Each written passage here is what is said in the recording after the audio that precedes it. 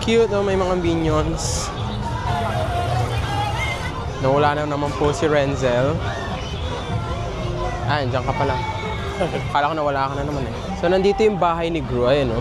Papasok tayo sa bahay ni Gru. Pero hindi this time.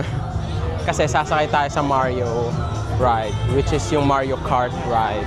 Yung ate ko pa naman, favorite niya yung Minions. So, bibilhan natin siya ng souvenir. Ito yun, yung favorite niyang character, si Bob. Ito actually cute. Si Bob and Tim, keychain, 1,300 yen. Tara, G. Palag na, we found our souvenir keychain. Konnichiwa! Wow, kawaii ne! Kawaii! For my sister. Wow, Hi! すごい優しい。ありがとうございます。5000円お預かりします。お待ちください。わー。Thank you so much. ありがとうございます。ありがとう。Thank you. Ang cute ng interaction namin. Oh my God.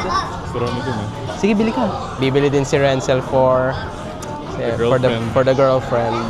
Nakabili na tayo sa fun store ng souvenir. So, mission accomplished na. Let's go.